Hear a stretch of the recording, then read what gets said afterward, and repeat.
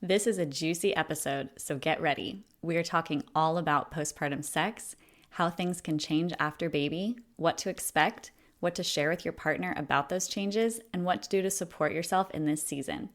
On this podcast, we like to talk about the real, the raw, and the untalked about, and this is no exception. So here we go. Welcome to Healthy as a Mother, the podcast for becoming and being a mother, with your co-hosts, Dr. Leah Gordon and Dr. Morgan McDermott, two naturopathic doctors who get it. Each week, we teach you how to be the healthiest mother you can be, from fertility and preconception to pregnancy and birth prep, through postpartum and throughout motherhood, empowering you with the natural health guidance and education you're not getting elsewhere so you can confidently navigate the broken system at large. The real, the raw, the untalked about. And remember, this information is not intended to diagnose, treat, or manage any disease. Always consult with your doctor before making any changes.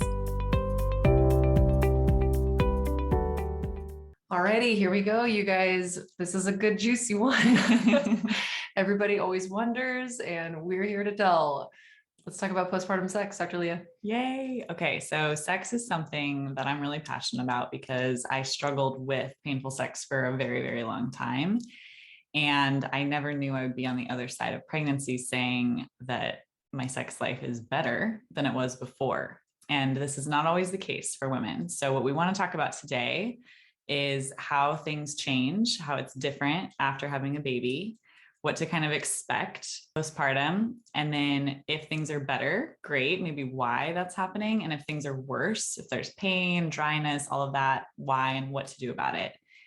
So the first thing let's talk about is the physiology that happens after birth. So as you know, and can chime in on, there are huge hormonal shifts that happen post-birth, two of which are a drop in hormones, especially estrogen, takes a deep dive plummet after you give birth. And for a lot of women, this is the hormone that creates vaginal lubrication and helps to plump up the vagina and all of the labial tissues that we have down there. So if ever you've been aroused and you notice that things are swollen or looking bigger, a lot of times that's blood flow paired with estrogen. And in pregnancy, a lot of women will notice that pregnant sex is totally different than non-pregnant sex as well. Yeah. So that loss of estrogen, it can almost be akin to postmenopausal when women lose their estrogen. Yes, it is almost. Yes, it is like a short time of that. And so something to be aware of. So for some women, there's this kind of expectation in our culture and also in certain relationships that a woman's just always sexually available at every stage of her life, throughout her whole period, during pregnancy. Spoiler alert, it's not like that. Postpartum. And, there are some real physiological changes that are on purpose. So a lot of women will be frustrated or concerned, that their estrogen's dropping or that they're having vaginal dryness or, potentially even pain with intercourse.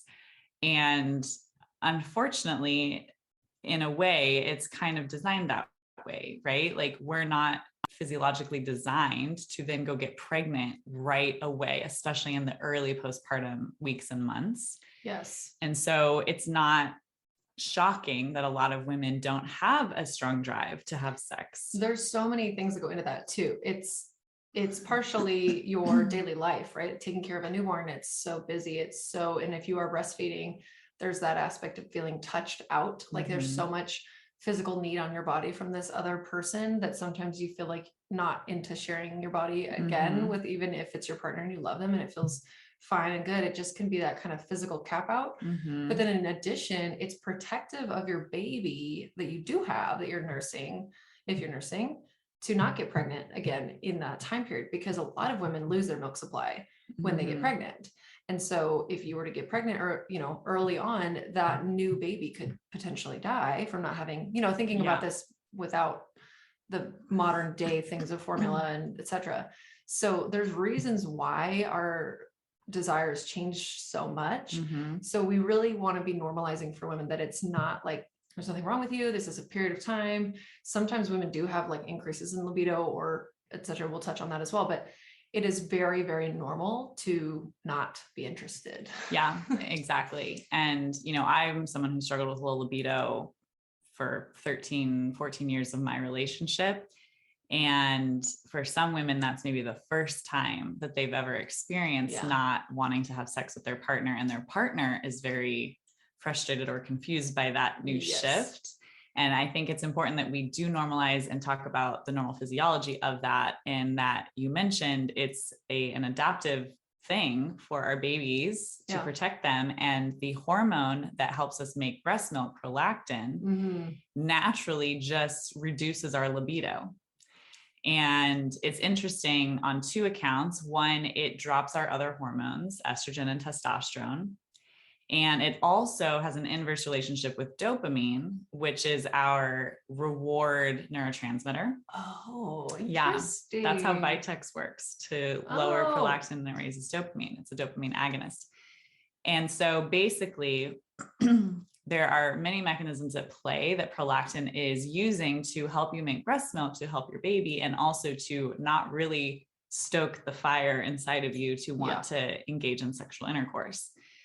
And so there's the drop in estrogen, there's the rise in prolactin, there's the feeling touched out and just like getting a lot of your physical needs met through baby. There's the sheer time, between nursing and trying to nap. It's like, when are you going to do it? And then exhaustion. And then there's like a real healing period of time, especially if you had a vaginal birth or even a C-section like I had, where even if something didn't come out your vagina, a lot just happened there. And, even if you love sex and you've always engaged in that with your partner, it can feel like a lot.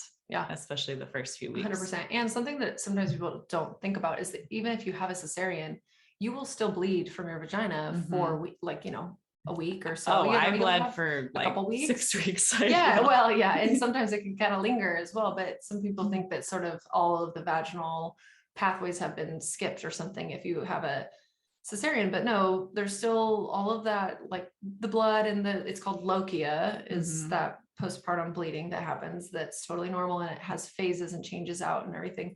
But you can also still have painful sex after having a cesarean birth as well. So let's talk about what happens if a woman is going to have sex and now it's painful, whether it's vaginal or cesarean. Yeah. Again, a lot of experience in my personal life with painful sex. And for some women, the first time they've ever experienced that is post-birth. So it can be very shocking. And it feels like it's the rest of your life. Yeah, it feels like it's the rest of your life. And we're here to tell you that it's not. There are so many reasons why and how to identify those and support them. So the first can be that drop in estrogen that we talked about. It can make you dry. And for anyone who never really needed to use lube before or was used to having plenty of vaginal and sex fluids, if that's not present, sex will be painful. And this is something I think people forget that like you have to be very well lubricated. The natural physiological response of our body with arousal is to create enough fluid to have plenty there. But post-birth, that might not be there on purpose. Again, we're saying there's nothing wrong with you. It's on purpose and it can make sex painful. So that's the first one. Just this change in hormones in general, you're just in a completely different state. And then there's the trauma, both physical and mental, emotional, that we can hold in our vaginal tissue.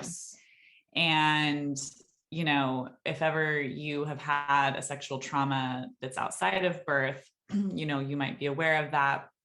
But trauma can happen even from pelvic exams at the doctor's office. And birth is a very intense process. Again, whether you're giving birth vaginally or via C-section, there's so much happening down there. And what can happen is our body, is very intelligent. And also it feels frustrating at times where it can hold trauma in our tissues. And similarly to if you went and did a bunch of like muscle reps at the gym and you just like went crazy, and the next day your shoulder's hurting, you've got a knot in your shoulder, it's kind of like painful, you can hardly kind of use it, your muscle fatigues and you can have knots and lack of blood flow, and those can cause pain. We can have the same issue in our vaginal tissues and in our labial tissues. And the pelvic floor. Which are all of the muscles that are holding that bowl. And we fatigue those in birth and in labor and toward the end of pregnancy. And it can cause this hypoxia. Again, we've talked about lack of oxygen flow to muscles can cause pain. Yep. And so that can happen with the pelvic floor as well. So sometimes it's not even a vaginal lubrication thing. Maybe you're making plenty of vaginal lubrication or you're using plenty of lube and it's still painful. If ever it feels almost like a sharp knife, like stabbing pain, our recommendation is to definitely get checked out by a pelvic floor physical therapist. Yes. Of someone who can evaluate your pelvic floor. This is different than an OB-GYN. So an OB-GYN is, or even a midwife. Yeah, they're not going to do this. Yeah, they can do checks for you to make sure that everything's healing well. There's no prolapse. Yeah, that there's no prolapse, or that you're not hemorrhaging, everything's like in that good place. But a pelvic floor physical therapist is going to be looking at the actual muscle structures of your pelvic floor, of the introitus, or the opening of your vagina. And if you go to someone who's specialized in postpartum and or sex stuff, then they're going to be very aware of if your muscles are tight. Yes. If you have knots, if you have lack of blood flow, if there's anything from that perspective. And I have to say too, that I know that this can kind of sound like an odd, like it's sex therapy and there's going to be somebody else's fingers in, it's sexual, and it's not at all. These are doctors of physical therapy that have additional training in the way that the pelvic floor and vaginal canal are affected by things like birth or and pregnancy in general, like you said. Yeah. And so this is a very professional situation. Many are women, and I just want to encourage everybody to kind of open your mind to the idea. And in other countries, like in France, this is subsidized, paid by the government as part of your insurance package. After you give birth to a baby, I think there's, a set number of sessions, maybe it's like 3 or 4 sessions or something of pelvic floor physical therapy that every woman receives or is offered at least. And that's because they're recognizing of the fact that this is like a trauma, just the way that we know that when you're at work and you're stressed or something, maybe you're holding the tensions in your shoulder, like you were saying about muscle reps. Same thing. We can hold the tension in our pelvic floor and our vagina. But then also when you're just doing that acute work of birth, there are things that are going to happen. And it may be as simple as the therapist puts on a gloved hand with some lubrication and inserts a couple of fingers into your vaginal canal and is feeling for the tightness, any literal knots, like muscle knots, and they may hold the trigger point there and allow that to melt away. You're sending your breath into the area and they're allowing it to, and they're almost massaging or working out those knots. It's not sexual. It's not something like that at all. It's very professional. It's very for the purpose of mechanically, reducing these symptoms that we could be experiencing. They can also, something that's interesting to me, because I feel like this is not talked about at all. When I had my son, so I pushed for 3.5 hours. He was 9 pounds, 3 ounces. He was a big guy. But afterwards, I was having some painful sex. And because I pushed for so long, I was really worried about things like prolapse. So I went to see this physical or pelvic floor physical therapist in San Diego, who I love, Lauren at Thrive Physical Therapy. I will plug her. She's amazing. And she told me that my pelvic floor is too tight. Oh yeah. Which I was like, what? She was like, relax. And I was like, I am. And she's like, no, you're not. And I remembered that in birth, my midwife saying, you need to relax this area when it was coming time to push. And I felt like I was, and in the end, I wasn't. And this was probably preventing, his descent and my more functional pushing as well, because I was actually holding a certain level of tension. I think Lauren told me I was holding almost like a 70% contraction of my pelvic floor at all times. Yeah. So what she taught me to do was to have that proper pelvic floor health of being able to fully contract and pull up and fully relax and release. And that's pretty much all it took. I had maybe 2 sessions with her, and then we talked about some diaphragmatic breathing things. Never had painful sex again. That's amazing. And this is something, so I'm very aware of that because of my own personal experience with painful sex, of understanding the pelvic floor very well. Yeah. And I do recommend, if you're listening to this and you aren't yet giving birth, to see a pelvic floor physical therapist before you give birth to learn that contraction and relaxation of the pelvic floor. That would be ideal. Yes, because it is it's just like if you're going to the gym and you're trying to get your glutes to activate and fire for a squat. Sometimes people will do a squat, but they're actually using their quads and they should be using their glutes. Yes. And so you have to train your brain to connect to that muscle to know how to contract it and relax it. And a Kegel, if you've ever heard of Kegels are where people pull it up and just hold it. And that's often touted in the culture of women trying to make their vaginas tighter. Essentially, if like maybe you've had multiple children and you have like a really loose pelvic floor, it would be like akin to maybe someone who has really untoned muscles, Yeah, right. Versus someone who does Pilates or is very like tight, like their whole system and their body is really tight. That same concept can happen in the pelvic floor, where you can be super tight, whether before childbirth or even after, where you do contract that pelvic floor so much that it's like trying to, if you're having intercourse with a man with a penis, it's trying to push something in a very tight sphincter, and that can cause pain. Doesn't feel good. And so if there is the element of a muscle issue, a pelvic floor physical therapist will be able to identify that and either help you connect yourself with your breath or even teach you.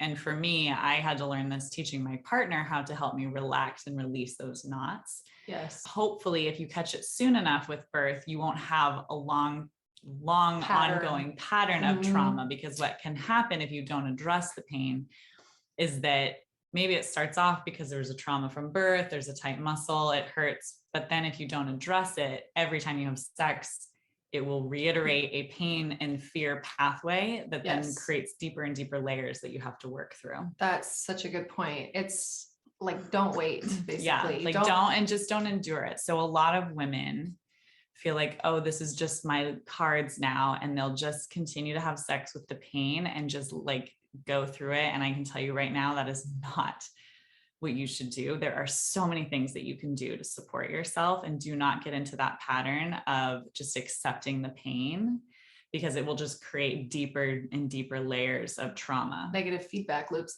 Yeah. And if you're going to have other children, getting your pelvic floor back to the, pristine health as best as you can is going to help you. And what I thought was the biggest takeaway for me in my experience of it was that I learned how my pelvic floor is supposed to work in that full relaxation and the full contraction. And then when it came time for my next birth, I was so much better able to be connected to the way that feels. It can feel vulnerable and scary when a baby's about to crown. It's like, oh no. And you can kind of want to just sort of suck up and like hold it, like, cause you're just preventing that, because it can feel so out. It feels so loosey and it's almost like you're going to pee. You want to relax almost to the level. And maybe if you even do pee, like, great, whatever, who cares? It's birth. Yeah. But like, I coach all of my pregnant, clients or friends through that idea that when it's coming time for this, you need to be able to have that loose, floppy, and just be. Well, and that's a great way, if you guys don't know what we're talking about, of how do you know if you're engaging your pelvic floor or not? What is a pelvic floor? So if you go to pee, is you holding it so you don't pee your pants, hopefully. And as soon as you sit down on the toilet and you're like, okay, I'm now safe to pee, you relax something that allows the pee to happen. That is your pelvic floor. If ever you stop your pee midstream, like if you've never tried this, go to the bathroom, go to pee, and halfway through your stream, stop it. That is engaging your pelvic floor. And then relax it again and let yourself pee. That is engaging and relaxing your pelvic floor. And so it's the exact same thing. It's just happening on a, bigger level, right? With birth and then with sex, obviously, but it's all integrated in the same place. So definitely identifying any issues with a pelvic floor physical therapist is huge. Again, being mindful of lubrication and knowing that there is a physiological reason for a break, and to not make yourself wrong, and potentially having that conversation with your partner before birth to set expectations. Yes.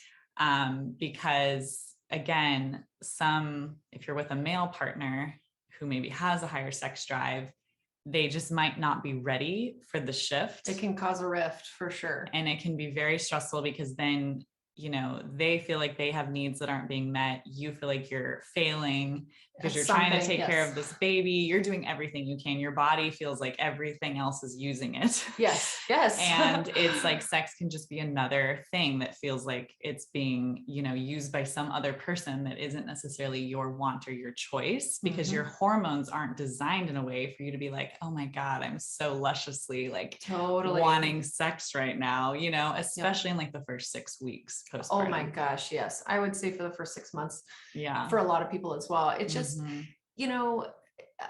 I think it can be a runaway train too. People, women will give birth. They have this experience of being in that very early postpartum period. They want nothing to do with sex. And then that kind of continues pathologically too long. Yes. So there is a point in which we need to make sex a priority again for your relationship health, if that is something that you're interested in. But we just want to encourage it. It does take some effort as well. Like you need to be cognizant of, okay, how are we going to kind of work this in a way that feels good for me and for my partner?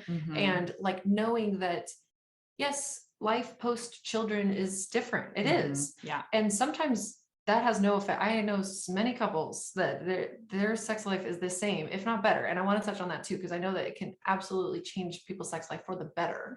Some also, there was a poll that was done recently, and many women had not had sex at all since the birth of their baby. Wow. And there's a lot there's a lot of multifactorial reasons that that's possible. But I think that we would just want to encourage people that there is a normal period of time for you to not want to desire this. That's okay. And that there's going to be a spectrum of, overlapping Venn diagrams of the way that it kind of integrates back into your life. And it can be a really, really important piece of amongst the trials and tribulations of parenting children. It can be a connector if that's one of your guys' love languages in your relationship. So we want to encourage, getting back to that intimacy in whatever form it is. Maybe it's not even sex, maybe it's not intercourse, at least, maybe it's something else. But so for those women, because I've definitely known many women who, and you are one of them, whose sex life is better after having babies. And that is so cool. And it's also not talked about. I feel like only ever do we hear that it's so much worse, so much worse. But I know people who the sensations feel better, their orgasms are better or stronger. They have more heightened sensitivity to other erogenous zones on their body, etc. So what is going on there? Yeah, it's such a good point. And I think, for me, that has been my experience, that sex has been better post-baby. And I just want to... Good for you. That's awesome. I just think that's so awesome. Because I've had many years of it not being that way when it should have been normal. And I think part of it is because my husband and I have gained so many tools through our painful sex, low libido journey, that we were able to quickly implement them, as we always have post baby. It actually just worked this time. And I think that's because my hormones were different, which I'll get into. But the one thing I want to back up on first is for people. So we've talked about how there is a physiological time to take a break. Yeah. Then there are physiological changes that need to be addressed, either extra lube or evaluating pain, pelvic floor, that kind of thing. Once you're ready, or once you feel should be the appropriate time, maybe it's 3 months, 6 months, whatever. One thing I want you to remember is I'm not a relationship therapist and I'm not in your relationship, but a lot of women, to your point, and just couples in general, they do lose that connection with each other. And it's a very classic pattern that happens where mom kind of focuses on baby, dad kind of feels a little left out. He doesn't want to push her or like make anything. She's obviously not a raging, like high libido. And then maybe they're co-sleeping, mom and baby, maybe dad can't sleep because he needs to get up and go to work. And eventually they just get separated. And that separation gets bigger and bigger and bigger to the point where maybe it ends in a divorce or infidelity or something like that. And I see that a lot in my patients, and it's really sad. And so it does take a conscious effort for most couples to come back together and create an intentional reconnection post-baby. Yep. It's not like if you're just waiting for your own hormones to be like, wow, I just like really want to like rip your clothes off as I'm like dirty and have baby spit all over me. Slept for 3 hours. Yeah. It's like, if you're waiting for it to just spontaneously be that, it might not ever happen. Yep. And so you need to maybe have a conversation with your partner before birth, or even maybe after, check in again of, hey, at what month postpartum should we reconnect and have a conversation about what's working and what's not? Because your partner is going to have certain needs and you are going to have certain needs, whether that is a need of not having sex and whether your partner is in need of having sex or vice versa. But you need to communicate and tell each other, because what happens in relationships is that needs are there and go unnoticed and unmet until it gets to the point where it can't go anymore. And then they will find their needs elsewhere. Somewhere. And that is not good for you or your baby. Like if you ultimately love your partner and you care about your child or your children, you need to have a strong bond. That's my belief. I fully agree. Your relationship has to come first, and it can feel really, really tough. Well, we have to, individually, we have to come first. And this is the whole putting on your mask first situation. And we talk about this in other episodes as well, like postpartum health and just being healthy as the mother, you know, and maintaining that. And what does that mean? And the self-care movement and all of those intersecting factors. And then in terms of the family unit, your relationship, if you're in one, you know, is a sacred thing to be, like you said, we've seen it so many times now. We should really not like allow the history to continue to repeat itself, because it is such a pattern. Sometimes we grow up and that's the pattern that's normalized, but we have to forge a new path for our own families. That we're not going to allow this to dissolve and just be disillusioned, even though it's tough. Maybe the intimacy is other sexual acts, or maybe it's weekly date nights and a friend comes over and you trade babysitting there. You know, you find a couple that you like, and you babysit their kids and then they babysit your kids, whatever. It doesn't even have to involve like a lot of money, but something where it's an intentional practice, because the time is going to just pass. And all of a sudden you're going to look at each other one day and be like, who are you? Exactly. I don't even know who you are anymore. And that's so sad. It's so sad. So I always recommend people creating a container of time of when they're going to have the conversation of rechecking back in or checking in often. And I get that not all people's partners are good communicators. My husband was not either. You have to kind of train and encourage and do that. This is important. If this is important to you, if you want to have a sex life, like let's say you are in a, you know, relationship where you are with a male and it's important to him, or if female too, but to just say, you know, what are your needs? How do we make this work? What are my needs? And then once you are ready, if you're like, okay, I am committed, he's committed, you know, enough months have gone by, but maybe you are apprehensive, you're afraid of the pain, or you're just not sure how it's going to be. There are a lot of tools to help you in that. And you're not alone as well. They're not just like suffering behind your white picket fence. Like this is a really common story and we need to be talking about it more. Exactly. So like we said, seeing a pelvic floor PT, if there's any pain ever, like to evaluate right away. Don't just let that keep going on and on. Definitely using lots of lube. But the biggest thing is to help your body get into an arousal state.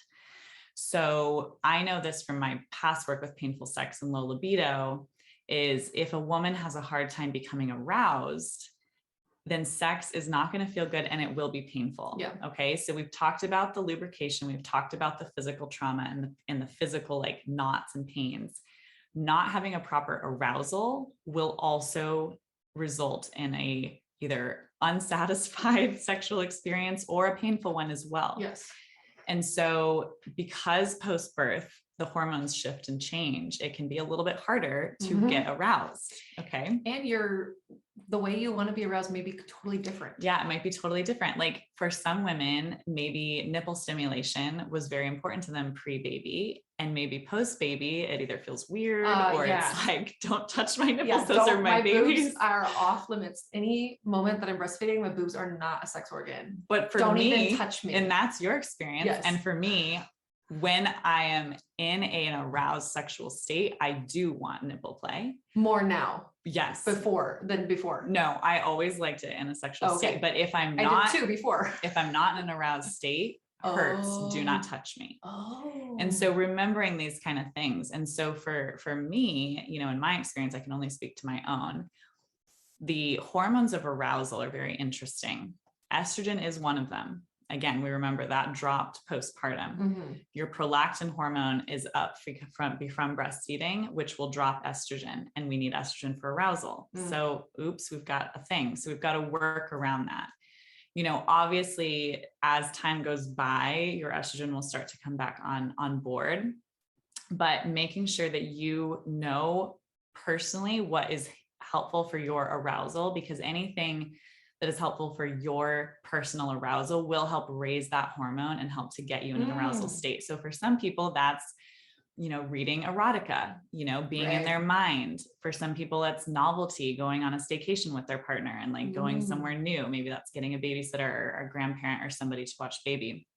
For some people, it's physical touch. Like, I want you to like massage me all over. I want you to tickle me all over. Some people, they for need like a long time. For a long time. For some people, they need that arousal to start all day. Like this is a conversation my husband and I have where it's like, it can't just be at nighttime a minute before we're going to have sex that you like touch my cheek and think I'm ready to go. It's like, it starts throughout the day. And this is having conversations with your partner of, I need you throughout the day to kiss my neck. I need you to hold my hand. I need you to tell me things. Some people are visually or auditorily stimulated by being told that they're beautiful or that, so the first step is for you to identify what is even arousing to you, because you can't expect your partner to know if you don't even know. 100%. Unless you have like an amazing, like French intuitive, like lover. It's like, I know what you need without you even knowing it. And that's only probably for like the one of those horse romance. people that like yes, can speak with them, horse whispers. Yeah. And so taking the time to do the inner work to find out what you love, then being able to have the communication to tell your partner what you need based on what you love to help you get aroused. And for some people, it might be that they need extra support and help, like a vibrator or a clitoral stimulator or something like that, that can just fast track you to that arousal state. Some people can, really the physiology of a female is that our erogenous zones are all over our body. Men do have erogenous zones all over their body, but they are much higher concentrated into the genital area. Men are just so much more simple in They're a lot of ways. So simple. Women are very much not that way. We obviously have very strong erogenous zones in our genital areas. But for a lot of women, we actually have a better sexual experience if all of the other erogenous zones are stimulated first. So it's the buildup for a woman. If you look at the physiology of sexual response, the buildup is actually more important for a woman than a man. It's amazing that we even come together. I know, we really aren't really meant to be together. No. It seems like total opposites. So silly. And so, a man inherently, this is so complicated, and gosh, I wish we could have like a whole weekend talking about this. And we have other episodes about libido as well that they deep dive into these topics. Yeah. But essentially, if you're a classic feminine essence type and you are with a masculine essence man or woman, let's just say it's a man, and have always kind of defaulted the sexual experience to like them and whatever they want and do, and you're kind of like, whatever you think for me, like I'm such like the receiver, and you're not asking for what you want, you might not be in that state of arousal enough for it to be good. And so this is where you need to be communicating that. Where toys and other things can help is if you just feel like with all of the other things, you need some extra help, and that's okay, postpartum. Oh my gosh. And anytime. Yeah. And I just want to say too, that like there's gonna be people who are like, oh my gosh, yeah, right. Like, how am I going to tell my partner this or whatever, and blah, blah, blah. And it's like, you know what, YOLO, you have one life. We might as well know ourselves, which means, you're going to be finding this out on yourselves, AKA masturbation. So knowing yourself so that you can have this pleasure and this connective experience, and it's okay. And then telling them, and it doesn't have to come off as a critique. It can say, I noticed that I really love this, or you can even word it in a way, if words of affirmation are something that your partner enjoys, when you did this, I really enjoyed this, and starting to encourage the behaviors that you like, and not necessarily discouraging the behavior. Well, unless it was super serious that you didn't like it or something, but just being able to have that open communication pathway, not taking things personally. Literally, it's like when you go to a massage therapist and you're like, I like deep pressure, don't touch my quadratus lumborum, focus on my neck and my shoulders. And they're not like, taking that you don't tell me how to give you a massage. I know it's like, well, if we want to make our partners feel good and we're using this as a connecting experience, all this information can just be useful to us to make the best experience possible. Yeah. And sometimes getting like, it might be awkward. It might be awkward. And for that particular next session of sex, whatever, there might be some awkward weirdness, but then you know what, it's going to go away. So don't let that be something that impedes you from having this conversation because of the weirdness of it, because you're just not giving yourself a chance to have the full experience. Yeah. And this is one thing, you know, obviously if you talk to anyone who works with any humans, they're like, communication is key. Right. But it is. And but it is in the sense of, just like you said, you know, this is something we talked about this on our other libido episode too, of, you know, in order to have the desire or to have, like, let's say there's cake, right? And you desire the cake because you're imagining what it's going to taste like.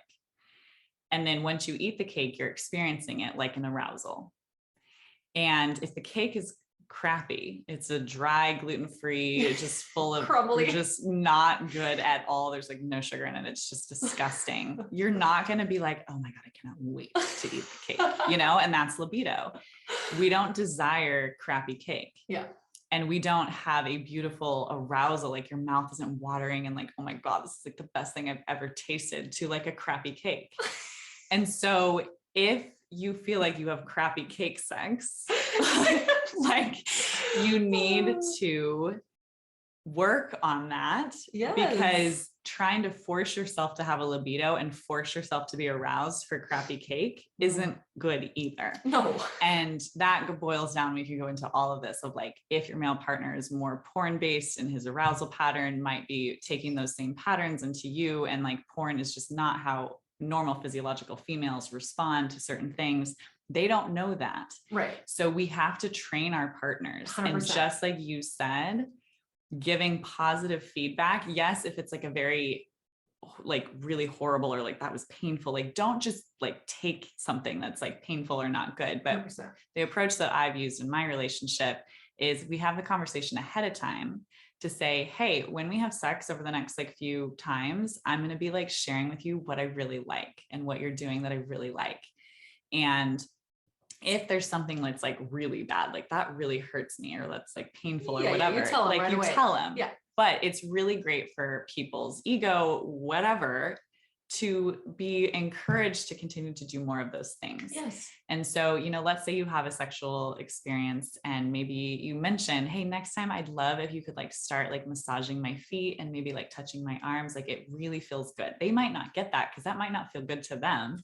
Totally. Because they don't have erogenous or they don't think that that's feet. going to turn them on. Right. Yeah. But it does. And so let's say for me, it does. Then let's say he does it next time, be like, I loved what you did, you know, with my feet. That was like so amazing. Like, and really explaining to them, even if they don't receive in words, they need coaching. No one, we don't go to school to learn health. We don't go to school to learn how to have a baby, and we don't go to school to learn how to have sex either. No. Like no one knows this stuff. It's all us trying to figure it out. Yeah. Especially female sex. I feel like it's just such an enigma. Yeah. Well, because, you know, for the most part, men were in charge of everything. And so everything was designed around that model. Yeah, 100%. And it was just not proper for women to talk about anything or ask for anything. Not anymore. Yeah.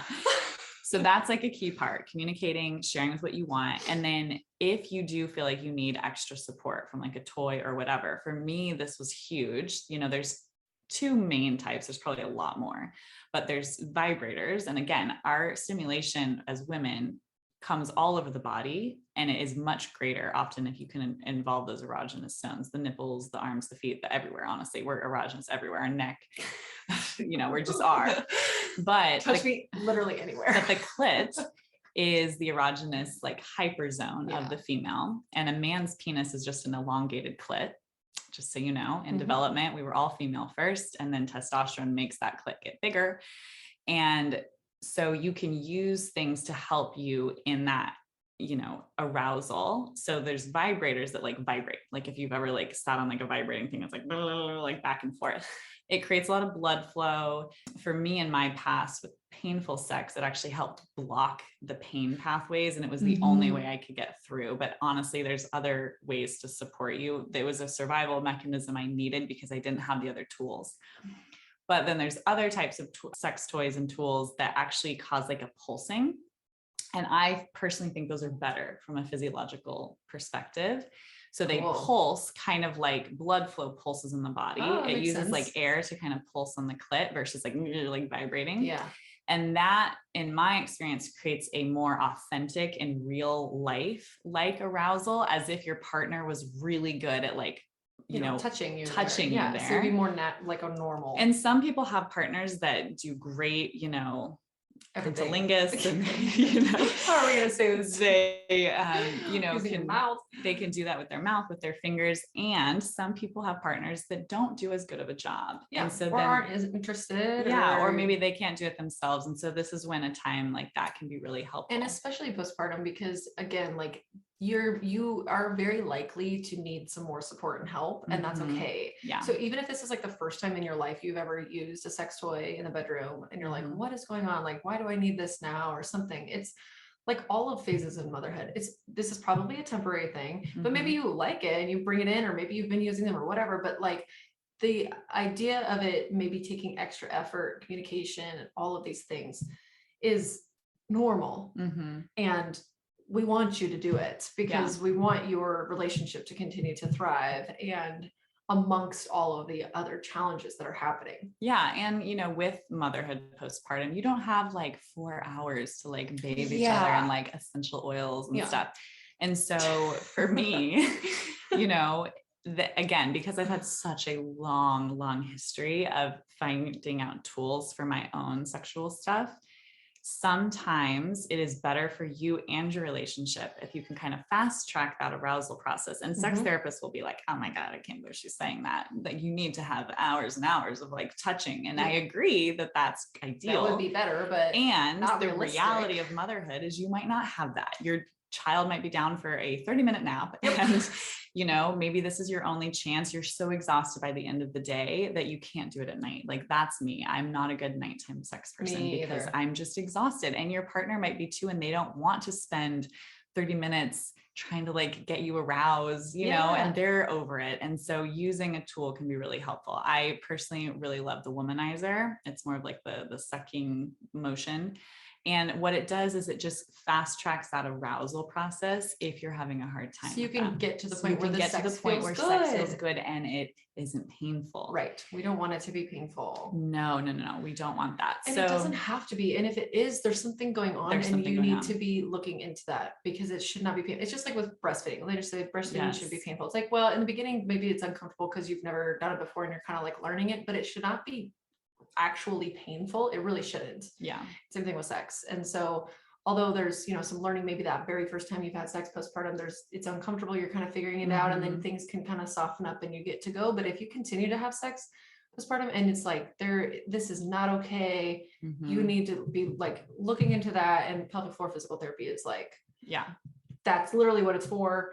And then also understanding the physiology around this so that you don't, you know, make yourself wrong or shame yourself or, you know, feel like a leper or something. Like it's not, it's common. And so just to highlight kind of the spectrum that can happen outside of that is some women have postpartum depression. Yes. And depression will very much greatly impact your desire for sex and your arousal process. And there is something off, whether it's a nutritional issue, a neurotransmitter issue, a lack of support, something. And again, I always seek women to get support for that. You know, again, there's different dynamics that can come up. A lot of times it is learned behavior from our parents. Maybe their mother modeled that, you know, her partner, your father, if that's how it went down, wasn't important, you know, after kids were here. And it just is a learned behavior. It's not even conscious that you kind of push the partner away. You're not taking time for, you know, intimacy or anything like that. So just checking yourself, doing a self-evaluation.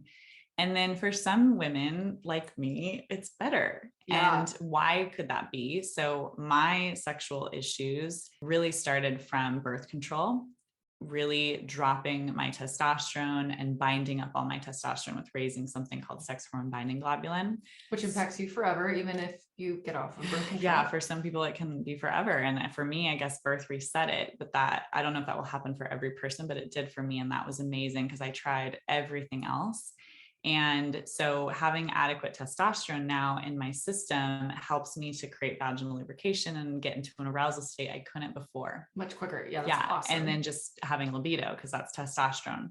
And then the other thing is, I personally think, and this is a theory, I'd have to look into it, is, you know, in our sexual experiences, we do still do a lot of nipple play once I'm aroused, because I'm getting help potentially from, you know, the womanizer, of the oxytocin release. Yes, from nipple stimulation. Where there's so many receptors, as we know from all of our physiological birth podcasts. And maybe it's higher postpartum, at least for me, 100%. than maybe it would have even been before. Yeah, and now you're even like really experiencing that it feels so much better. Yeah, that's so cool. I also did a lot of trauma work during my pregnancy to release my past trauma with sex, which is amazing. Yeah. So emotional freedom technique type of things, where basically we get into the subconscious brain and release traumas. And so I think it's a combination of all of it. And I highly recommend, whether you've had any sort of trauma, painful intercourse, sexual trauma, do the work before you get pregnant, or while you're pregnant, before you have a birth, or if you've already had a birth, or even if your trauma is now from birth. Really work on trauma therapy and healing any of those subconscious things, because sex is so complicated and it is so not on the surface. It is between the ears more than it's between the legs. Ooh. Yeah. And it's a complex relationship dynamic with two partners having all of their own experiences. And I just really encourage you to get support at whatever journey you're on, and don't think that whatever cards you've been dealt are just like what you have to live with forever. 100%. It can be changed. You're such a testament to that. So cool. I know. It's so cool. I finally have a success story. I was like, that's going to be the thing that's never going to fix for me. And it's just like so exciting that pregnancy and birth and that work that I did is really helping. So I'm just want to be a hope for other women who are going through that. That's beautiful. Yeah. And so, you know, that journey. And the other thing I want to bring up is, if your partner is triggered by any of this, to encourage both of you to either go to a sex therapist or encourage him to look at some things, because we are all humans having a human experience with our own triggers, traumas, past, you know, stuff. And sometimes we as women maybe are navigating our partner's triggers when really they're not ours, they're our partners. So for instance, a lot of men in particular feel very threatened by bringing sex toys into the bedroom. Like they're not good enough.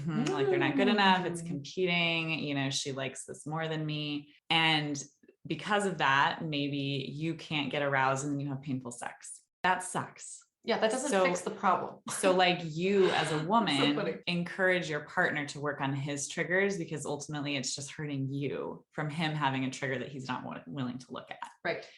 So sex is complicated. That is complicated, especially postpartum. And it's also a temporary thing. The thing I'll leave with too is just the idea that so many people, and you're not there yet, but so many people, when they've weaned, really notice a rebound in their kind of traditional sex behaviors, arousal states, as all of those hormones start to go back to those pre-pregnancy states, and then not being in the breastfeeding state as well, that a lot of people find sort of themselves post-weaning.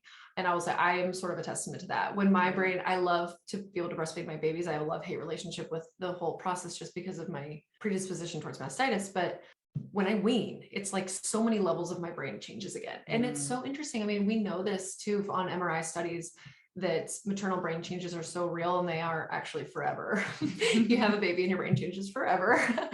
But I do think that the way that interplays with layers of hormones being in different states, hormones are so important. They change and manage everything in our bodies, especially our brains. And so there is hope at the end of the tunnel. If you are like hating everything, to potentially when you wean, things may go back to normal as well. So thank you, Dr. Leah. This is awesome. This is such your wheelhouse. You have so much to say. And I love that you're a testament to like the way that things can be better, which is not what we hear ever. And so here we are to say it. Yeah. Scream it, really. Yeah. I'm going to end with this statement: is if you are in a loving relationship with someone you care about and you want that to continue, I highly recommend prioritizing date nights from like 3 months onward, even if sex is not a part of it, to just create the connection and make it work. You have a grandma come, a friend, do like you said, it doesn't have to cost money. It doesn't have to be for long. You can even like be in the backyard when someone's in the house if you're uncomfortable leaving them, but just create intentional time for you and your partner, because that is so important and the foundation for things moving forward. Fully agree with that. Yeah. Right, thank you. Thanks for listening to this episode of the Healthy as a Mother podcast. In order for other women to hear this information, please leave a review with Apple Podcasts, subscribe, and send to a friend who could benefit from this content. We're so excited to share more on becoming and being a mother next time. And remember, a healthier future starts now, and it starts with you. Please remember that the ideas and views presented in this podcast are for informational purposes only and are not intended to serve as a substitute for medical care of any kind, including the diagnosis or treatment of any illness or disease. Consult with your provider before integrating this information into your own care plan. Now go have a wonderful day. You've got this.